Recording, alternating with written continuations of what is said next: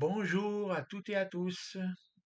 Bonjour, soyez les bienvenus. Ça fait un bon moment on n'a pas fait de vidéo, Ouais, mais nous obéissons au Seigneur et la vidéo n'est faite que lorsque lui nous demande de la faire. Il y a mm. quelques jours, il a demandé à ce que nous parlions de l'obéissance et de la désobéissance. Tout d'abord, je veux passer le bonjour à mon épouse qui est aux États-Unis, Mhm. Tessa, ainsi que mes deux filles, Alissa et Sharon, et toutes les personnes qui sont avec le groupe là-bas. Et moi aussi, hein. Voilà. Je vous embrasse tendrement, toutes les Mm. quatre, Alissa, Sharon, Tessa et Marie Stanel. Marie Stanel. Je vous embrasse tendrement. Je sais que le Seigneur est avec vous dans l'œuvre immense que vous faites. Et Alissa, toi qui es le pasteur principal, je tiens à te présenter tout mon amour parce que ce que tu fais, c'est vraiment merveilleux. Voilà. Donc, comme je disais, nous allons parler de l'obéissance et de la désobéissance. Mais avant d'être obéissant, on a été désobéissant. Mm. Donc, nous avons remarqué dans les églises, il y a beaucoup de désordre. Notamment, j'ai vu ça au travers des vidéos sur YouTube. On juge personne et on critique Ouais, personne, hein. je l'ai vu, On je l'ai, dévoile ce qu'on a voilà, remarqué. constaté. Vous savez, entre parenthèses, je suis prophétesse sentinelle. C'est Dieu qui m'a établi sentinelle. Mm. C'est-à-dire que je suis là pour observer tout ce qui va, tout ce qui ne va pas, et pour dire au peuple, lorsque le Seigneur me le dit, je parle au peuple pour dire, pour dénoncer les choses et puis donner des petits conseils basés sur la parole. Et comme dit mon fils bien-aimé là, l'apôtre Paul, il n'y a aucun jugement de notre part. Tout ce qui va être dit durant cette vidéo est basé uniquement sur la parole de Dieu. Mm. Voilà, parce que le Seigneur a approuvé. C'est pour cette raison que tout est écrit. Rien ne vient de nous. Tout est dicté par le Seigneur. Voilà. Donc, l'obéissance ou la désobéissance et leurs conséquences. D'accord? Amen. T'aurais dû faire plus gros. Alors, non, c'est bon, t'inquiète pas. Donc, on va commencer par la désobéissance. La désobéissance par laquelle nous commençons a démarré au Jardin d'Éden, lorsque Adam et Ève ont désobéi à la parole de Dieu, leur disant de ne pas toucher, pas goûter, à l'arbre de la connaissance du bien et du mal. L'Éternel Tout-Puissant a été obligé de les chasser du Jardin d'Éden afin de ne pas vivre éternellement avec cette connaissance, mais il y a un mais, il y a eu la promesse qu'un jour les choses changeraient. Nous constatons en lisant la parole de Dieu que tout au long de ces pages, le peuple n'a pas cessé de désobéir à la parole de Dieu. Pourtant, l'Éternel Tout-Puissant, à chaque fois, leur disait de se repentir et de revenir à lui, et que s'ils revenaient à lui sincèrement de tout leur cœur, il leur pardonnerait et reviendrait vers eux afin de les bénir. La bénédiction de l'Éternel Tout-Puissant était quelque chose de merveilleux, car leurs troupeaux devenaient plus nombreux. Ils avaient des richesses et ils avaient le bonheur pour eux, mais ils ont préféré se tourner vers les dieux des nations, auxquels leur Père Tout-Puissant, leur Dieu, avait interdit qu'ils se tournent vers eux. Comme nous pouvons lire dans le livre des Romains, chapitre 1, versets 18 à 32, là, tu Voilà. veux le lire? Ça commence là. 18. Car je n'ai point honte de l'évangile, c'est la puissance de Dieu pour le salut de quiconque croit. Oh, 18. pardon, à partir du verset 18. C'est pas grave. Vas-y. Romains chapitre 1, verset 18 à Voilà, à 32. 32. T'inquiète Ok. pas, tu pourras pas te tromper. La colère de Dieu se révèle du ciel contre toute impiété et toute injustice des hommes qui retiennent injustement la vérité captive. Car ce qu'on peut connaître de Dieu est manifeste pour eux. Dieu, le leur ayant fait connaître En effet, les, les perfections invisibles de Dieu, sa puissance éternelle et sa divinité se voient comme à l'œil nu depuis la création du monde quand on les considère dans ses ouvrages. Ils sont donc inexcusables, car ayant connu Dieu, ils ne l'ont point glorifié comme Dieu, et ne lui ont point rendu grâce, mais ils se sont égarés dans leurs pensées, et leur cœur, sans intelligence, a été plongé dans les ténèbres. Se vantant d'être sages, ils sont devenus fous, et ils ont changé la gloire du Dieu incorruptible en image représentant l'homme corruptible, des oiseaux, des quadrupèdes et des reptiles. C'est pourquoi Dieu les a livrés à l'impureté selon les convoitises de leur cœur, ainsi ils déshonorent eux-mêmes leur propre corps, eux qui ont changé la vérité de Dieu en mensonge et qui ont adoré et servi la créature au lieu du Créateur, qui est béni éternellement. Amen. Amen. C'est pourquoi Dieu les a livrés à des passions infâmes, car leurs femmes ont changé l'usage naturel en celui qui est contre nature.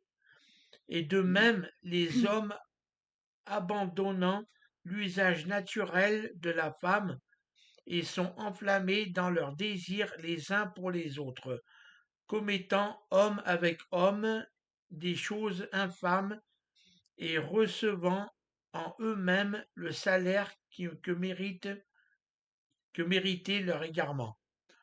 Comme ils ne se sont pas souciés de connaître Dieu, Dieu les a livrés à leur sens réprouvé pour commettre des choses indignes, étant remplis de toute espèce d'injustice, de méchanceté, de cupidité, de malice, pleines d'envie, de meurtre et de querelles, de ruse, de malignité, rapporteurs, médisants, impies, arrogants, hautains, fanfarons, ingénieux au mal, rebelles à leurs parents, dépourvus d'intelligence, de loyauté, d'affection naturelle, de miséricorde.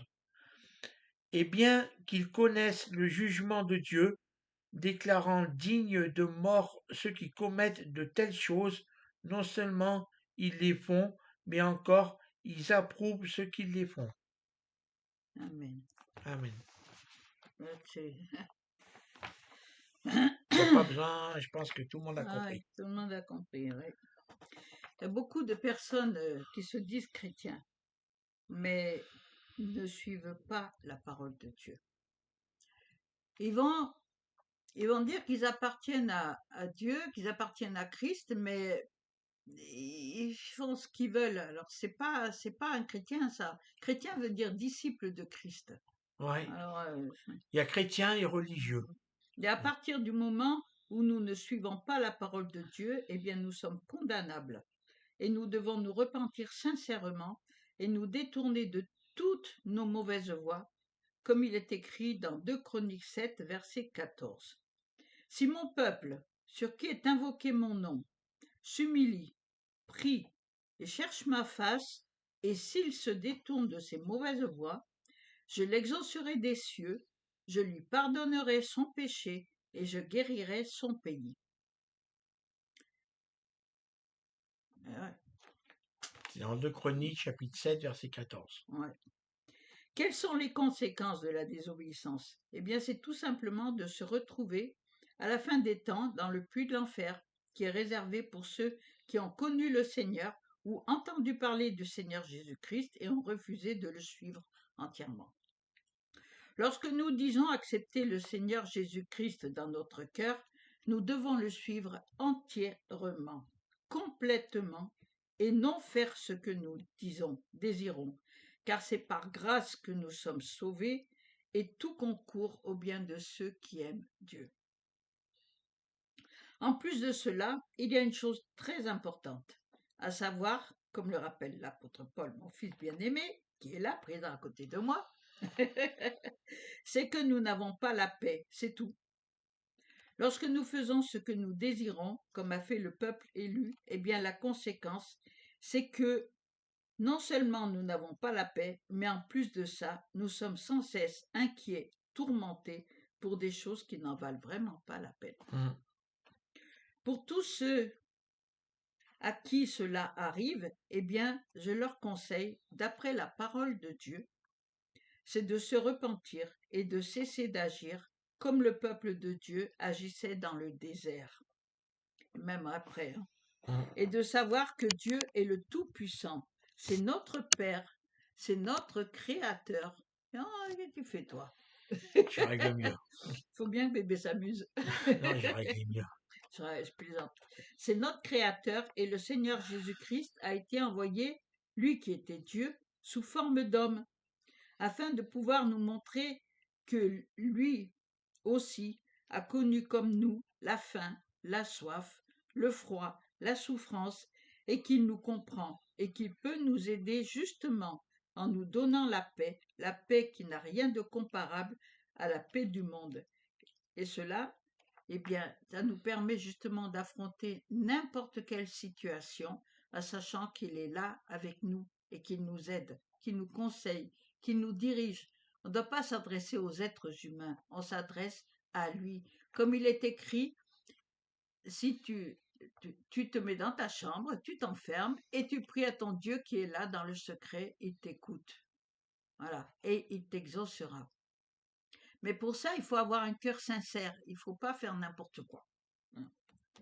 Comme nous a dit le Seigneur Jésus dans Matthieu chapitre 11, versets 28 à 30, « Venez à moi, vous tous qui êtes fatigués et chargés, et je vous donnerai du repos.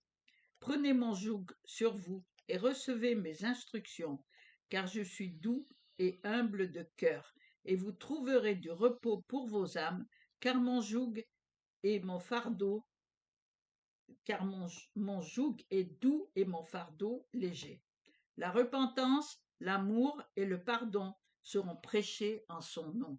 C'est ce que nous faisons. Nous prêchons la repentance, l'amour et le pardon à tout le monde, en témoignant de ce que nous étions, de ce que le Seigneur, comment nous l'avons connu, de ce qu'il a fait pour nous et de ce que nous sommes maintenant. C'est comme ça qu'il faut prêcher ou Mm. évangéliser, c'est en témoignant de ce que le Seigneur a fait pour nous, de ce que nous étions avant de connaître le Seigneur, Mm. et ce que le Seigneur a fait dans notre vie, qui a changé notre vie, de ce que le Seigneur lui-même a fait pour transformer notre vie. Mm. C'est comme ça qu'il faut évangéliser, qu'il faut prêcher. Ouais. C'est pas simplement en citant des versets bibliques. Bien sûr, c'est important les versets bibliques, mais ça c'est pas suffisant. Il faut témoigner de sa relation personnelle avec le Seigneur, de comment le Seigneur nous a transformés, qui on était avant. Vous connaissez la plupart de ceux qui ont vu mes témoignages sur le site, vous connaissez comment j'étais avant. C'est comme ça que Et j'évangélise. moi, c'est pareil. J'évangélise comment j'étais avant Mm. et qu'est-ce que le Seigneur a fait pour moi. Voilà, c'est comme ça qu'il faut Et il y en a évangéliser. beaucoup qui se tournent vers le Seigneur, même des musulmans. Et même les musulmans, ils sont ébahis, ils sont étonnés parce que de voir comme nous nous comportons, nous sommes mère et fils, mais en fait, devant le Seigneur, nous sommes pareils. Devant Dieu, il n'y a ni homme ni femme, hein. Lorsque nous serons devant le Seigneur, eh bien, il n'y a pas d'homme et de femme. Il y a l'amour que nous avons manifesté quand nous étions Hein. sur cette terre. C'est ça, en fait. Mais beaucoup, quand ils voient quelqu'un qui est dans le besoin ou qui est malheureux, se détournent parce que c'est pas son frère ou sa sœur de l'église.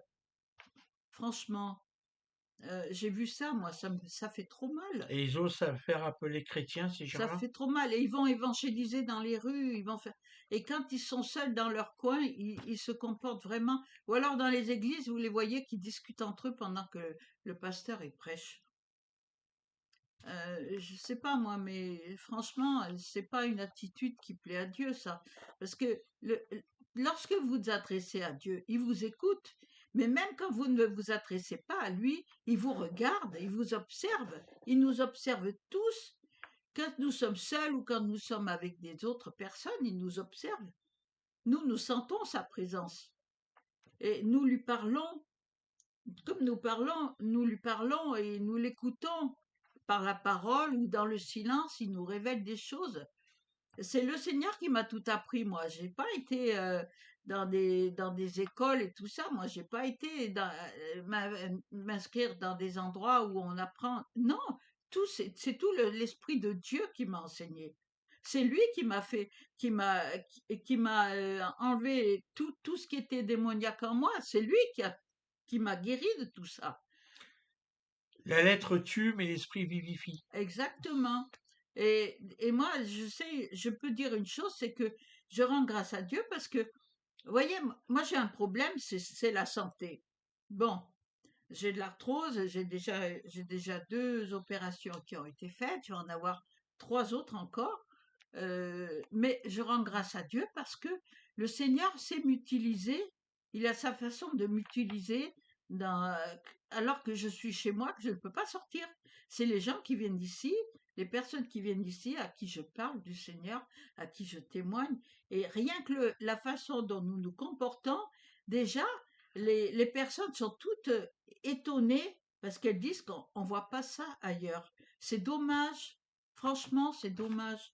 Tu crois pas? Hmm. C'est vraiment C'est dommage dommage. Ouais. parce que l'amour n'a pas de limite. L'amour n'a pas de couleur. L'amour n'a pas de distinction. Non, l'amour, c'est universel, c'est pour tout le monde. Et quand on sait que s'il y a quelque chose dans notre esprit qui rentre et qu'on sait que c'est pas bien, eh bien, on ne le fait pas.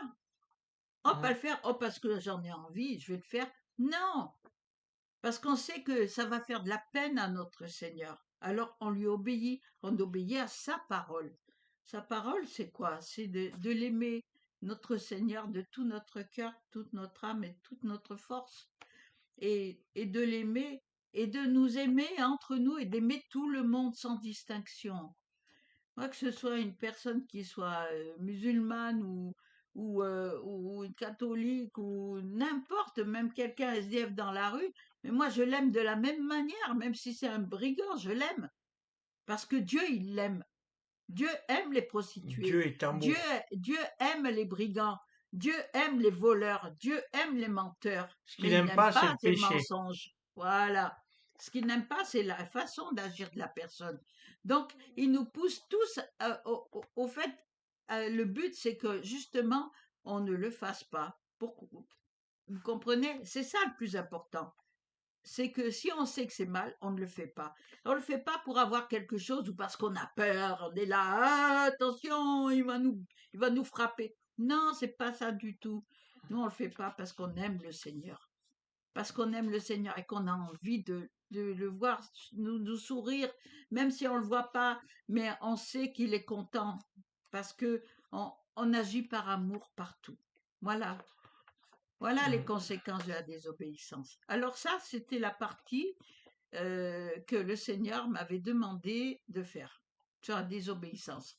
Maintenant, cette deuxième partie, celle-là, c'était la partie de la prophétesse sentinelle Myriam, et la Et deuxième maintenant, c'est partie moi, qui Joseph commence en Catlan, bas. apôtre Paul. Donc maintenant, voilà, cette exhortation, et tu veux peut-être en plus gros, prends ton téléphone si Non, tu c'est veux, bon. parce que regarde, t'as tout ça à lire. Ah, ben, je vais prendre Et mon là, alors téléphone. prends ton téléphone. Ça, c'est surtout pour moi, tu sais, pour que je puisse Ouais. regarder en même temps. Voilà. Donc, il va vous lire l'exhortation qu'il a reçue du Seigneur sur l'obéissance. Voilà. Parce que le Seigneur voulait que ce soit quelque chose de chacun de nous, voilà, qu'il nous a révélé. Et là, il nous a donné un travail à chacun. J'étais vraiment contente d'ailleurs. Hmm. Allez, mon chéri, c'est à toi. Tu veux que je le lise? Tu Non. commences à tousser. Mais si tu veux, tu bois tout le Alors, c'est une temps. Tu veux de l'eau? exhortation. Tu veux de la bouteille Non, d'eau? pas maintenant. D'accord. C'est une exhortation que j'ai eue hier, Et, samedi 29 novembre 2025. J'ai commencé à l'écrire à 17h29. Qu'est-ce que l'obéissance? et moi, c'était ce matin. C'est c'est moi qui ai écrit, mais c'est approuvé par le Seigneur. Pareil pour moi. Qu'est-ce que l'obéissance? Cette exhortation est de moi, José Catelan, appelé également apôtre Paul. Elle a été approuvée par l'Éternel Tout-Puissant. Tout fils qu'il était, Jésus-Christ a appris l'obéissance parce qu'il l'a souffert. Fais pas tourner ton fauteuil. Mais si parce que j'ai... Ça fait les gens, et quand ils regardent, ils ont les Ah. qui tournent. Comme il est écrit dans le livre de Hébreux au chapitre 5. Dans la Bible, l'une des vérités fondamentales est que Jésus-Christ est à la fois pleinement Dieu et pleinement homme. Cela signifie qu'il a véritablement expérimenté la vie telle que nous la connaissons, avec des moments de joie, mais aussi de souffrance, de tentation et d'épreuve. En devenant humain, Jésus-Christ a accepté toutes les luttes que nous rencontrons dans notre quotidien. Lorsque l'on dit que Jésus-Christ a appris l'obéissance à travers ses souffrances, cela signifie qu'il a fait face à des défis qui ont mis à l'épreuve sa foi et sa détermination. Dans des moments difficiles, comme lors de sa tentation dans le désert ou dans l'angoisse qu'il a ressentie au jardin de Gethsémani, il n'a pas simplement accepté la souffrance comme une réalité, comme une fatalité, pardon. Au contraire, il a lutté avec ses émotions et ses peurs, cherchant à comprendre comment rester fidèle à Dieu, même dans l'adversité. Il est essentiel de distinguer entre apprendre l'obéissance à travers la souffrance et accepter la souffrance comme une fatalité. Pour Jésus-Christ, apprendre l'obéissance signifie qu'il choisit de se battre et de faire ce qu'il croit juste, même dans les moments les plus difficiles. Par exemple, il a exprimé son désir d'éviter la douleur, mais il a finalement décidé de se soumettre à la volonté de Dieu. À l'inverse, accepter la souffrance comme une fatalité revient à dire c'est ainsi, je ne peux rien y faire. Ce point de vue peut mener à une résignation néfaste où l'on se laisse aller sans chercher réellement à comprendre ou à changer les choses. Il y en a beaucoup qui font ça, qui ont tellement peur et ils se disent bon, ben c'est comme ça, c'est pas autrement. Jésus-Christ, quant à lui, n'aborde pas la souffrance pour le plaisir, mais choisit de l'affronter afin de réaliser quelque chose de plus grand. Il nous enseigne ainsi que même dans nos luttes, nous pouvons trouver un sens et un but. En tant que croyants, nous sommes encouragés à ne pas voir la souffrance comme une fatalité, mais plutôt comme une occasion d'apprendre à grandir, de grandir et d'expérimenter en nous la force qui nous impulse. Amen. Amen. Jésus-Christ est notre modèle, nous montrant comment faire preuve de fidélité et d'obéissance, même lorsque les temps sont difficiles. Ouais. En suivant son exemple et avec son aide, vous pouvez transformer vos épreuves en étapes vers une vie plus riche et plus significative. Jésus-Christ leur dit, ma nourriture, c'est de faire la volonté de celui qui m'a envoyé et d'accomplir son œuvre. Ouais. Comme vous pouvez le lire dans le livre de l'Évangile de Jean au chapitre 4. Jésus-Christ est un modèle d'obéissance dont nous devons nous inspirer. Son attachement à la volonté de Dieu nous montre comment vivre en accord avec sa parole, même lorsque la vie devient complexe. Tout au long de son parcours, Jésus-Christ n'a pas seulement parlé de l'obéissance, il l'a mise en pratique. Dans le livre de l'Évangile de Jean, au chapitre 5, il déclare « Le Fils ne peut rien faire de lui-même, il ne fait que ce que voit faire au Père. » Cette affirmation révèle sa constante recherche d'alignement sur la volonté de son Père, nous encourageant ainsi à faire de même dans nos choix quotidiens.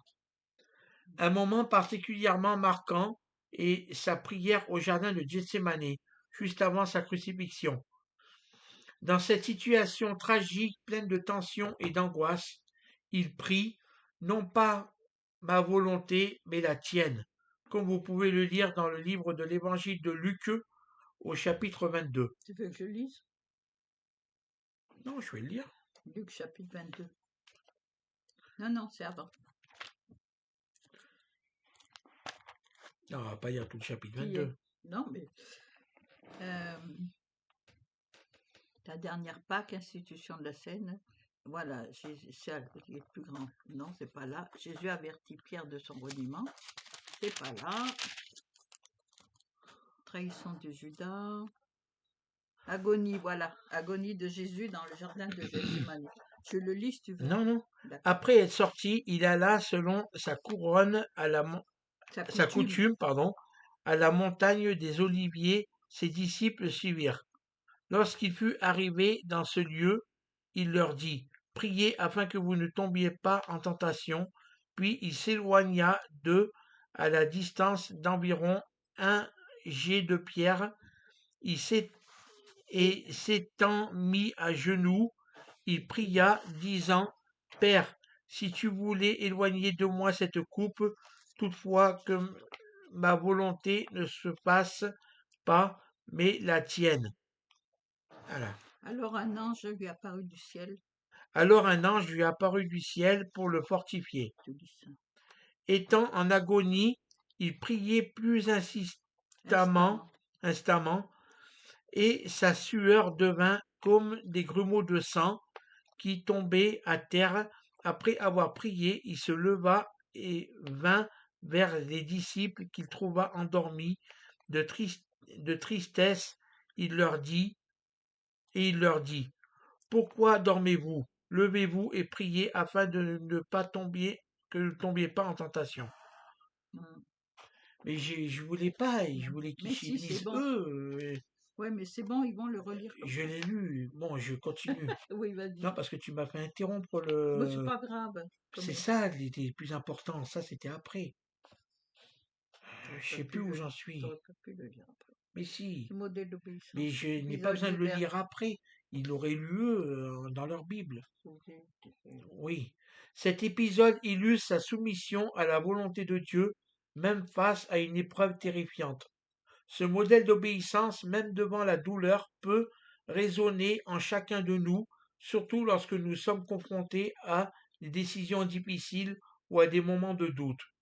Il est essentiel de se rappeler que, dans l'épreuve, Dieu soutient toujours ceux qui souffrent, tout comme il a soutenu son propre Fils.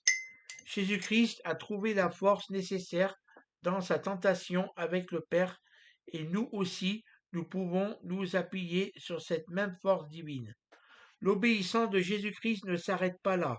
Dans le livre de Philippiens au chapitre 2, il est écrit qu'il s'est humilié lui-même en devenant obéissant jusqu'à la mort, même la mort sur la croix.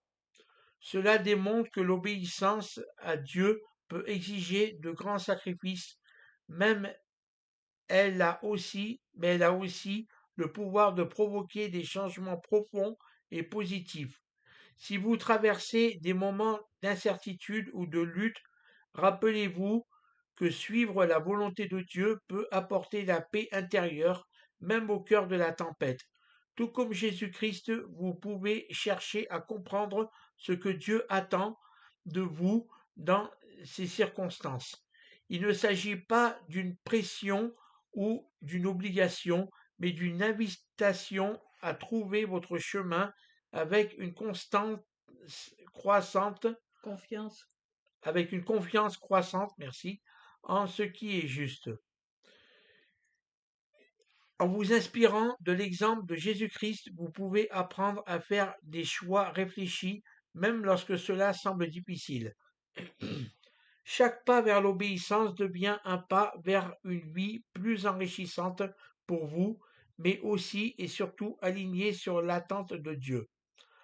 En empruntant ce chemin, vous découvrirez à quel point Dieu est proche de ceux qui comptent sur lui, leur communiquant sa force. Répondez à cet appel à l'obéissance avec un cœur ouvert et votre vie deviendra un reflet de la fidélité d'en haut qui a marqué le parcours de Jésus-Christ.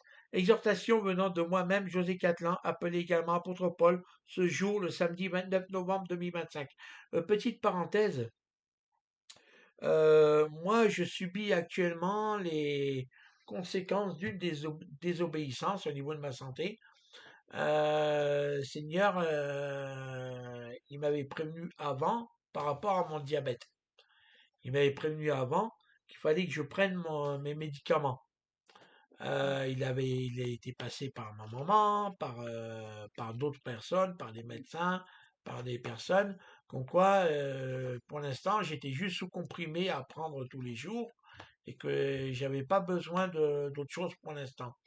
Et moi, je n'ai pas voulu y prendre. Je n'ai pas voulu tellement que le diabète, il s'est développé. Et maintenant, je n'ai plus le choix. Je suis obligé de prendre de l'insuline 4 fois par jour.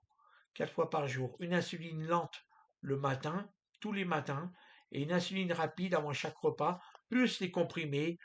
Et voilà. Donc tout ça pour dire que j'aurais obéi sur le fait de. Je disais, oh, j'ai pas besoin, moi, Dieu va me guérir, Dieu va me guérir.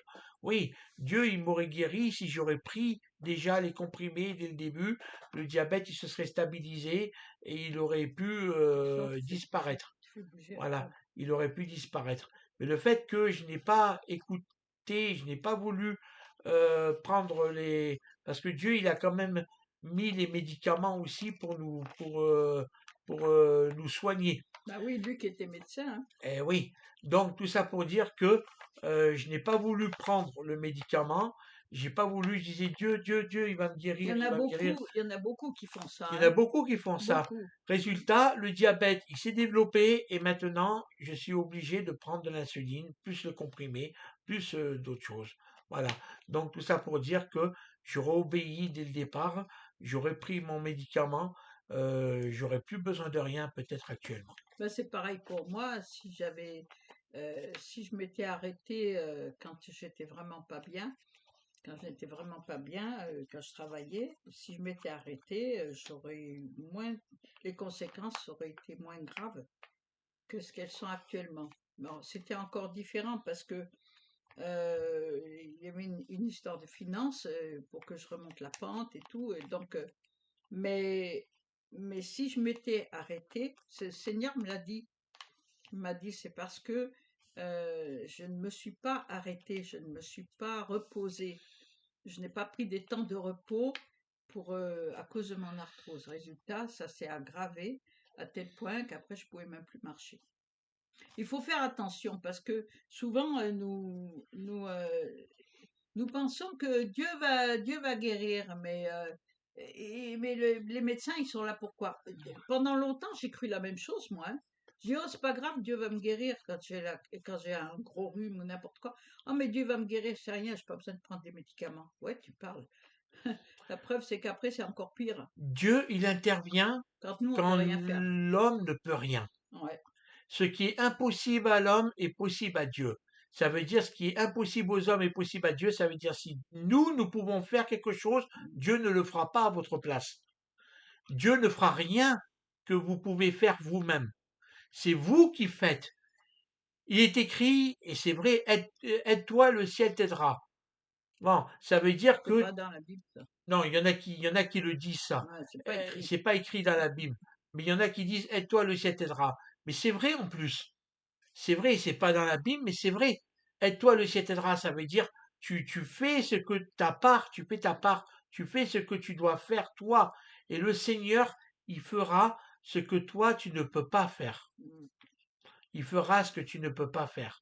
Ça veut dire, ce qui est impossible aux hommes est possible à Dieu, c'est ça. Ça veut dire que Dieu, il intervient quand nous ne pouvons plus rien.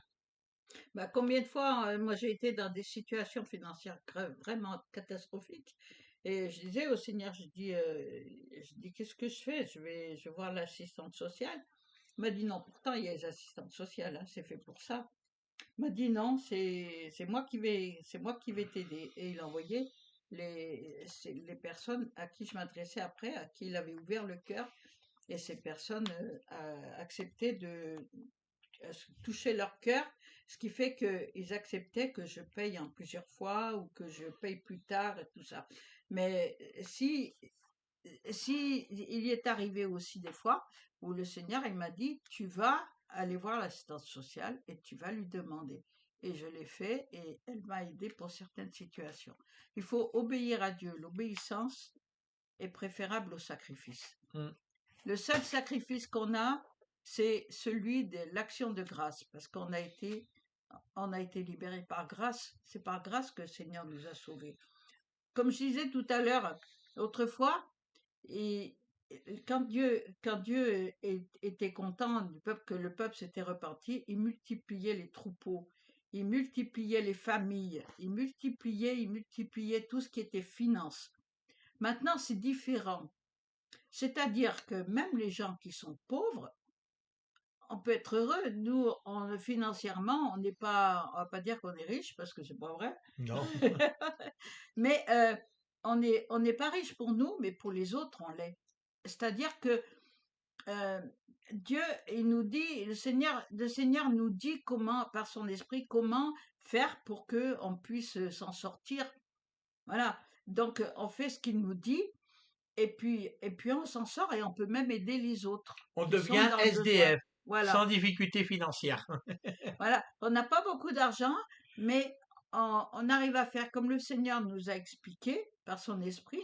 Il nous donne des directives, il nous donne des conseils, on les suit, et puis on se rend compte en fait que lorsque quelqu'un est en difficulté et qu'il dit voilà, il dit à José, voilà, tu vas faire ça et ça et ça, eh ben il peut le faire parce que on a écouté le Seigneur. Si on l'avait pas écouté, si on n'avait pas obéi, non seulement on ne pourrait pas aider ceux qui sont dans le besoin, mais en plus de ça, eh bien, nous, on serait dans une situation dramatique.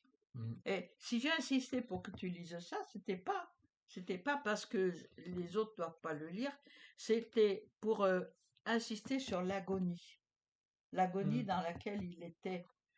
Et il continue à prier en disant, c'est pas ma volonté qui compte, mais c'est la tienne. Mm. Et c'est comme ça que nous deux, nous agissons tout le temps. Nous disons, Ouais. Seigneur, que ta volonté soit faite pour ta seule gloire. C'est tout ce qui compte pour nous. C'est que Dieu soit content.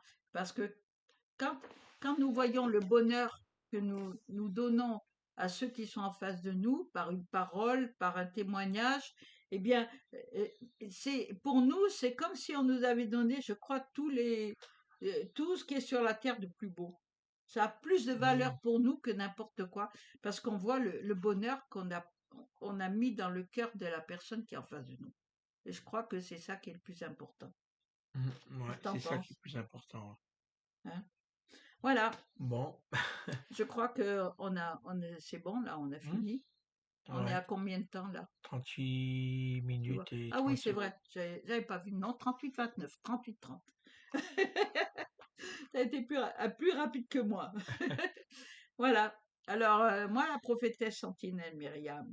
Et José Catlan le sympa, appelé également apôtre Paul. hein, voilà, nous vous disons à bientôt. Nous vous embrassons avec tout notre amour qui est au plus profond de notre cœur. Nous vous aimons et, et nous vous disons à bientôt. Ouais, à bientôt pour une prochaine vidéo qui Prenez soin. sera aujourd'hui même sur YouTube et sur le site Vous Voilà. connaîtrez l'Éternel 37.fr. Et Prenez, bisous à mon voilà. épouse et à mes deux filles et à Marie-Stanel et à tout le monde. Et prenez bien Et soin de voilà. vous et obéissez à la voix du Seigneur Jésus parce que c'est très important. Et en plus, c'est ce qui nous permet de garder la paix qu'il a mis dans notre cœur Ouais. et d'avoir la vie éternelle avec lui. Mm. Parce que moi, je sais que chaque fois qu'une personne, je vois qu'elle souffre parce qu'elle ne veut pas écouter le Seigneur, moi, ça me transperce le cœur. Ah oui. Et ça fait mal. Mm. Voilà.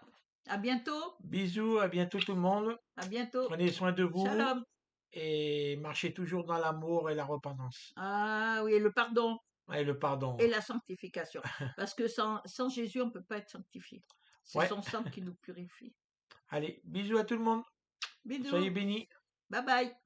À bientôt.